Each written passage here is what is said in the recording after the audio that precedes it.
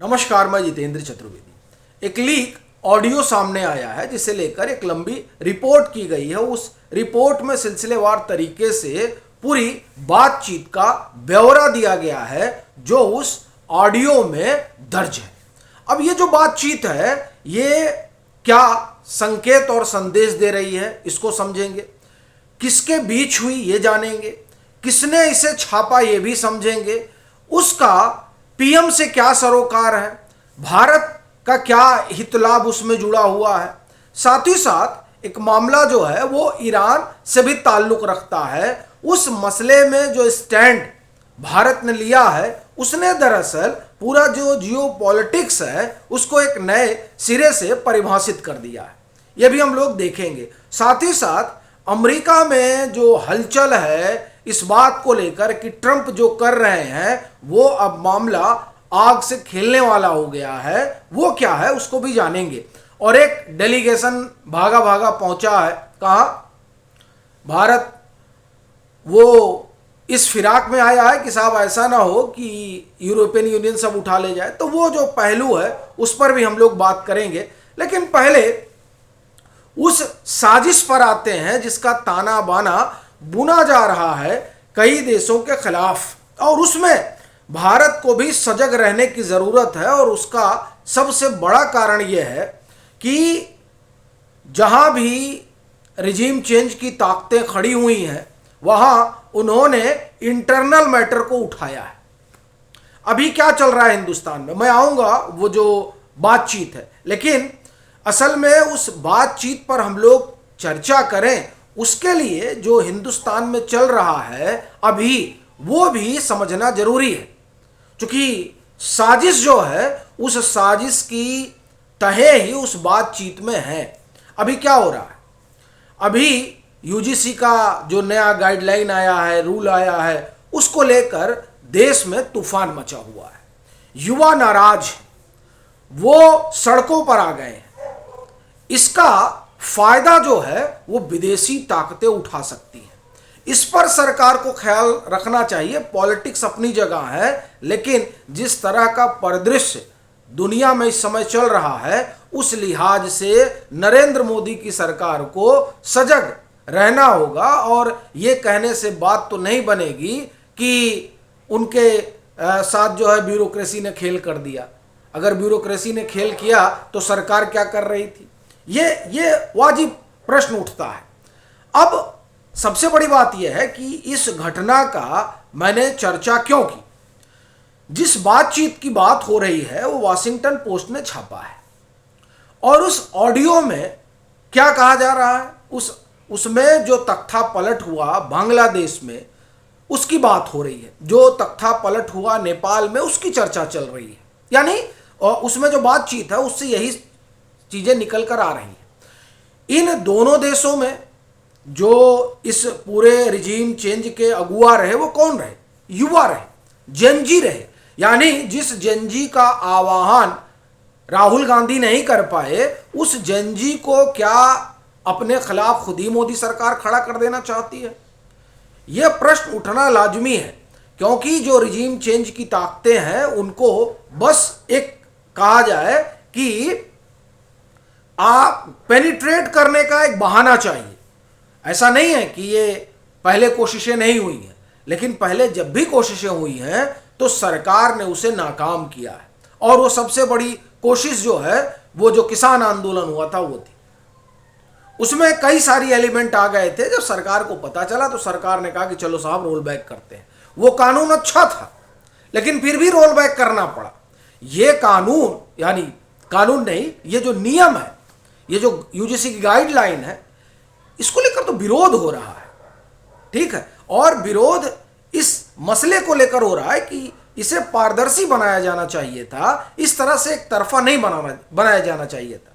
तो एक मांग उठ रही है, वो जो मांग है उसे शांत करना चाहिए, बजाय इसके कि तमाम जो बीजेपी के सांसद हैं वो आकर न मालूम क्या क्या कह रहे हैं। ठीक, उससे जो है जो समाज उठ खड़ा हुआ है वो तो जाहिर सी बात है कि उसके भीतर इन सब बयानों से तो बात उसकी बनेगी नहीं। ये मसला बड़ा है और ऐसा कहने की भी वजह है, वो जो हमारे पड़ोस में हुआ है, उस पड़ोस में इसी नाराजगी को कैश किया है किसने? इन रिजीम चेंज की ताकतों ने। तो क्या हम वही बहाना नहीं दे रहे? क्या सरकार वही गलती नहीं दोहरा रही है? यह सवाल इन्हीं वजहों से उठा, क्योंकि जो ये वाशिंगटन पोस्ट ने बातचीत साझा की है, और पता नहीं कैसे वो छाप दिए भी अपने आप में बहुत बड़ी बात है, लेकिन उससे इतना तो साफ है कि भारत को, प्रधानमंत्री नरेंद्र मोदी को इस बात से सजग रहना चाहिए। एक चीज। दूसरी चीज आप देखिए कि ऐसा नहीं है कि इन्होंने कोशिश बंद कर दी है। बांग्लादेश में कू की कोशिश हुई, तख्ता पलट की, और वो तख्ता पलट इस तरह से था कि जो वहाँ की सेना है वो सेना बड़ी प्रोफेशनल है। वो आप एक तरह से कहें कि वहाँ देखिए इतना बड़ा भूचाल आया, लेकिन सेना ने थोड़े कुर्सी हथिया ली। नहीं, सेना ने कुर्सी नहीं हथिया। सेना ने कहा कि साहब चुनाव हो और वहाँ पर जो सरकार है वो सरकार काम धाम देखे, हमारा काम जो है सरकार चलाना नहीं। तो वो सेना बड़ी प्रोफेशनल है, लेकिन उस प्रोफेशनल सेना का इस्तेमाल भारत के खिलाफ करना है तो क्या किया जाए कि वहाँ का सेना प्रमुख ही बदल दिया जाए। इसकी कोशिश हुई। चीन को जिस तरह से हाथों हाथ इस समय अमेरिका और खासतौर से कहें ट्रंप उठा रहे हैं, वो क्यों कर रहे हैं? वो इसीलिए कर रहे हैं ताकि भारत पर दबाव बनाया जाए, और वहां पर जो अब देखिए यहां आप दबाव बनाइएगा, ठीक है, चीन के जरिए, पाकिस्तान के जरिए आप आतंकवाद का निर्यात करवाइएगा, और बांग्लादेश के जरिए क्या करिएगा? यहां से बैठकर भारत के खिलाफ माहौल बनवाइएगा। ये सारी जो कोशिशें हैं, ये कोशिशें दिखाई दे रही हैं, और ये जब दिखाई दे रही हैं तो इस तरीके का जो आंदोलन खड़ा हो जाता है संस्थाओं की गड़बड़ी की वजह से, उस तरह के आंदोलन को या उस तरह के आक्रोश को रोकने की कोशिश की जानी चाहिए कि ऐसा ना हो।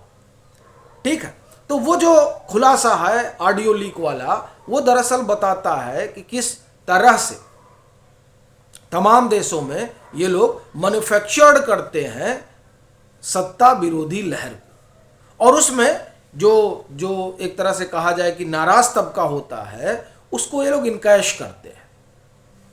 एक चीज तो ये साफ जाहिर हो गई है, और आसपास जो भी चला, पहले ये चर्चा हो रही थी कि साहब बांग्लादेश में ऐसा हुआ होगा, लेकिन अब तो स्पष्ट हो गया है।